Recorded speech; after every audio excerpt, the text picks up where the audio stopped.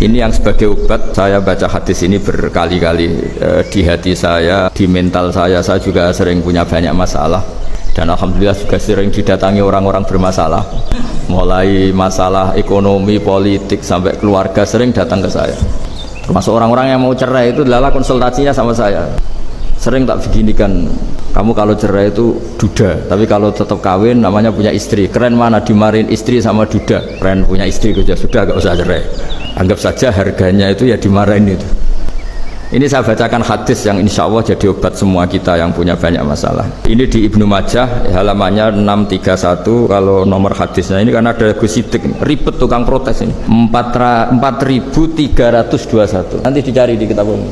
4321 nomor hadisnya. Bismillahirrahmanirrahim. Yu'ta yaumal qiyamati bi an'ami ahli dunya minal kuffar fayuqalu ikhmisu fin nari khamsah fayuhmasu fiha summa yuqalu lahu ay fulan hal asobaka naimun qattu fayaqulullah ma asobani naimun qattu. Jadi ada orang yang ternikmat di dunia, di an'ami ahli dunya. An'am itu wazannya afdol, orang ternikmat zaman hidup di dunia ya, mungkin istrinya banyak, cantik, seneng semua, pokoknya semuanya kelas A. Kemudian setelah di akhirat dimasukkan neraka sedikit sama Allah. Terus ditanya sama Allah, kamu di dunia pernah dapat nikmat enggak? Terus dia menjawab, Allah, saya tidak pernah mendapat nikmat, dibanding akhirnya harus masuk neraka selamanya. Terus ini kebalikan, wa yu'ta bi asyaddil mu'minina durran wa balaan. Didatangkan orang yang di dunia ini bawaannya hanya ada problem, entah problem fisik, entah problem ekonomi, entah keluarga, pokoknya nggak seneng lah, pokoknya sial terus nasibnya. Entah salah lahirnya, entah salah tanggalnya, tahu pokoknya sial terus. Fayuqalu ikhmisuhu khamsatan fil jannah. Kemudian orang ini sama Allah diganjar masuk surga. Setelah dimasukkan surga, fayuqalu lahu fulan hal asobaka durron qattu aw bala. Pernah enggak kamu di dunia merasakan susahnya hidup di dunia? Fayaqulullah, saya sama sekali tidak sakit. Karena di dunia ini kan maksimal paling 80 tahun. Kita pernah kecil gak mikir kan sampai 10 tahun. ABG puber bayangannya ngayal untuk bojo ganteng ya ora susah. Habis itu nikah ya sudah, seninya ya macem-macem.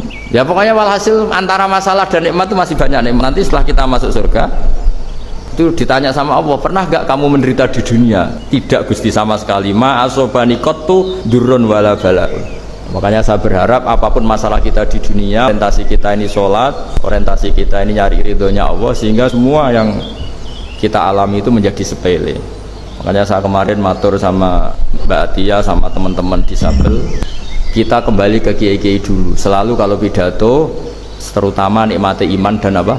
Islam. Faktanya kita ini punya nikmat terbesar yang mengalahkan semua nikmat, yaitu iman dan Islam. Pun kita dalam berkeluarga mungkin konflik, mungkin suami itu gak pati bener, istri gak bener, tetangga gak bener, macam-macam lah. Sanggup itu sepele semua karena kita punya nikmat terbaik, yaitu apa? Iman dan Islam. Pokoknya menunggu semua niku mawon. Pokoknya imannya ra oleh pincang, ra oleh kopok. Pokoknya iman ini yang benar. Iman itu ini hadis favorit saya ketika saya punya banyak masalah atau dimintai konsultasi oleh orang-orang yang banyak masalah. Itu nanti orang-orang yang paling nikmat di dunia ketika ditanya, karena faktanya nanti masuk neraka, bilang nggak pernah mendapat apa? Nikmat. Sebaliknya orang yang paling sial di dunia ketika akhirnya masuk surga nganggap semuanya itu tidak ada masalah.